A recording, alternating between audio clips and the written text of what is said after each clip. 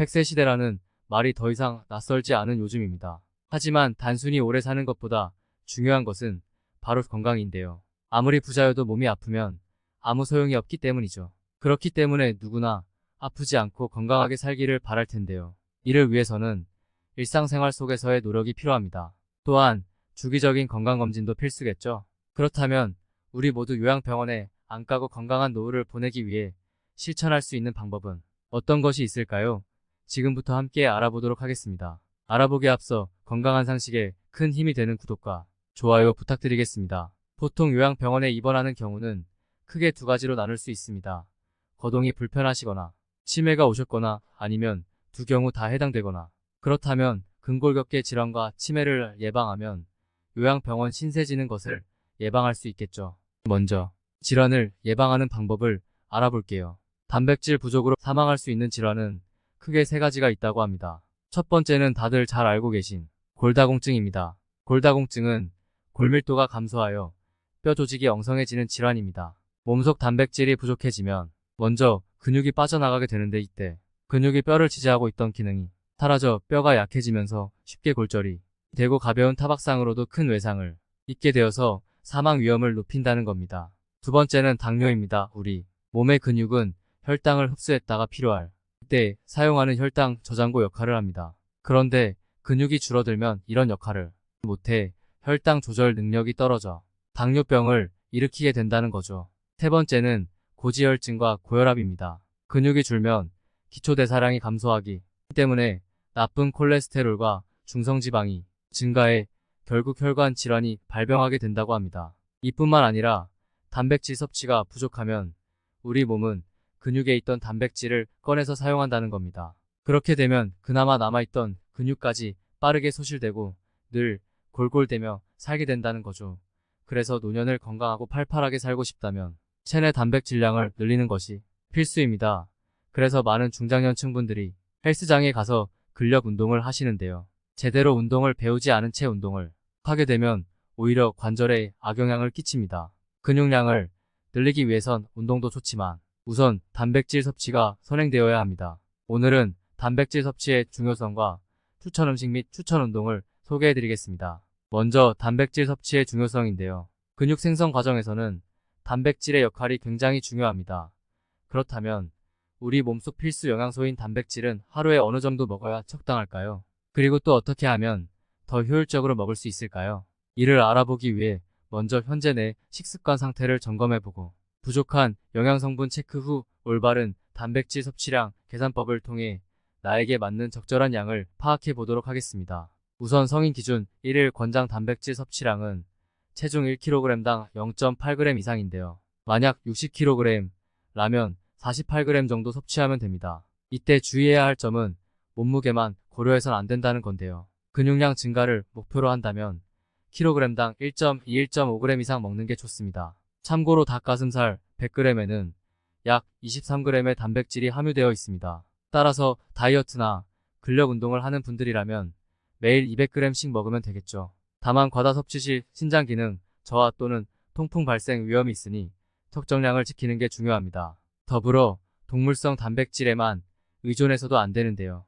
식물성 단백질 역시 함께 섭취해야만 균형 잡힌 식사를 할 수 있습니다. 특히 콩류 식품 두유에는 이소플라본이라는 성분이 풍부하여 콜레스테롤 수치 감소 및 항암 효과가 있다고 합니다. 단, 과도하게 섭취할 경우 폭통 유발 및 요오드 결핍 현상이 나타날 수 있으니 적당량 조절하면서 드시기 바랍니다. 그렇다면 왜 단백질 섭취가 중요할까요? 우리 몸 안에서는 끊임없이 단백질이 만들어지고 분해되고 있습니다. 세포 내에서도 만들어지지만 외부로부터도 공급됩니다. 물론 음식물 섭취를 통해 얻는 양이 더 많습니다. 즉 매일매일 일정량의 단백질을 꾸준히 섭취해야 한다는 뜻입니다.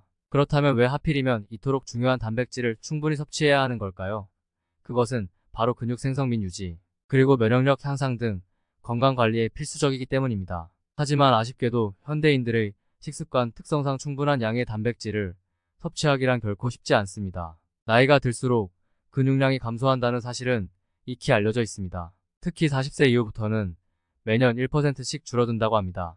따라서 중장년층일수록 꾸준한 운동과 함께 적절한 단백질 섭취가 필수입니다. 만약 그렇지 않으면 근감소증이라는 치명적인 질병에 걸릴 수도 있습니다.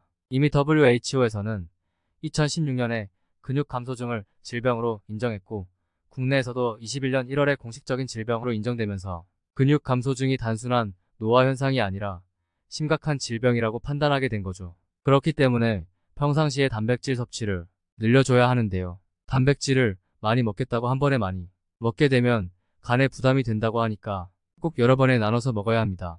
밥을 먹을 때마다 고단백 식품인 계란, 고기, 콩, 두부 등을 같이 섭취하는 습관을 들이는 것이 중요합니다.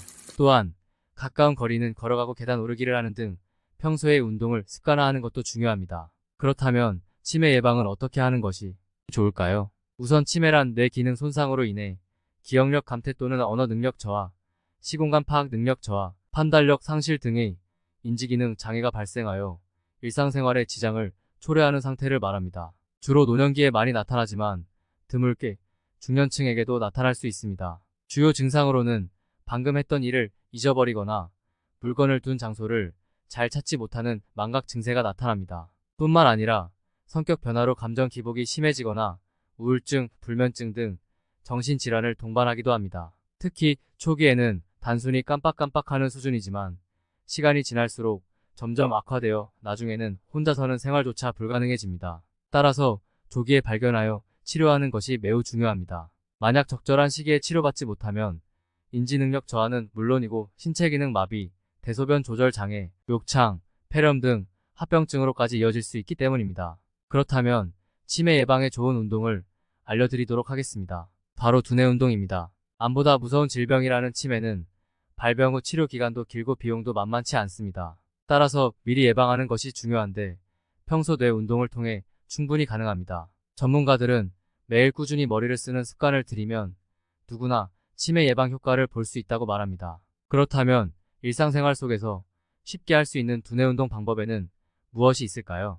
첫 번째로 독서를 꼽을 수 있습니다. 책을 읽으면 기억력 증진 및 어휘력 상승, 그리고 사고력 발달에 도움이 됩니다. 특히 나이가 들수록 인지 기능이 저하되기 마련인데 이때 독서만큼 좋은 훈련법이 없다고 합니다.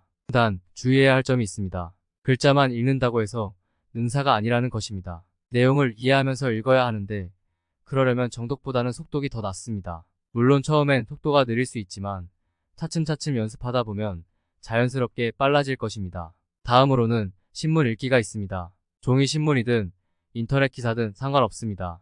다만 헤드라인 위주로 빠르게 풀어본 뒤 전체 맥락을 파악하는 방식으로 접근하면 됩니다. 마지막으로 퍼즐 맞추기가 있습니다. 시중에 나와 있는 다양한 종류의 퍼즐을 활용하면 되는데 시간 제한을 두고 풀면 더욱 좋습니다. 이렇게 하면 순간 집중력이 향상되고 문제 해결 능력 역시 길러집니다. 치매에 좋은 음식은 무엇이 있을까요? 먼저 치매에 좋은 첫 번째 음식은 호두나 아몬드 같은 견과류가입니다. 미국 캘리포니아 대학 연구팀에 의하면 매일 견과류를 섭취하면 알츠하이머병 위험이 최고 40%까지 낮아진다고 합니다. 특히 아몬드는 두뇌 발달에 필요한 DHA 전구체가 풍부하다고 알려져 있습니다. 두 번째 음식은 연어입니다. 지방산이 풍부하여 혈관 건강에 좋고 비타민 D 역시 풍부해 칼슘 흡수를 돕습니다. 세 번째 음식은 바로 깻잎입니다. 깻잎 속 로즈마린산 성분은 뇌세포 대사 기능을 촉진시켜 학습 능력 향상 및 기억력 감퇴 개선에 효과적이며 안토시아닌 성분도 풍부하여 항산화 작용 외에 노화 방지 효능도 있다고 합니다. 이외에도 비타민 K와 루테올린 성분이 함유되어 있어 인지 능력 저하를 억제하는데 좋다고 하니 꾸준히 섭취하도록 합시다. 마지막으로는 강황 역시 치매 예방에 탁월한 식품입니다. 커큐민이라는 성분이 다량 함유되어 있는데 염증 유발 물질인 프로스타글란딘의 생성을 억제한다고 합니다. 따라서 각종 암 발생 위험을 낮추고 치매 발병률을 낮춘다고 알려져 있습니다. 참고로 카레 요리 시 강황가루를 첨가하면 더욱 맛있게 즐길 수 있으니 다양한 조리법으로 활용해보면 좋을 것 같습니다. 요양병원은 꼭 필요한 기관이지만 건강하게 노후를 맞이해 가족들과 함께 여생을 보내는 것이 가장 행복한 삶이겠죠. 오늘 말씀드린 방법으로 근골격계 질환과 치매를 예방해서 요양병원 신세를 지지 않기를 바랍니다. 오늘은 아쉽지만 여기까지입니다. 오늘 영상이 도움이 되셨다면 구독과 좋아요 꼭 눌러주세요. 여러분이 더 건강해지시기를 응원하겠습니다. 제 꿈은 여러분이 더 건강해지는 것이랍니다. 그럼 저는 더욱 유익한 영상으로 다시 찾아뵙겠습니다. 감사합니다. 건강하세요. 건강한 상식이 함께하겠습니다.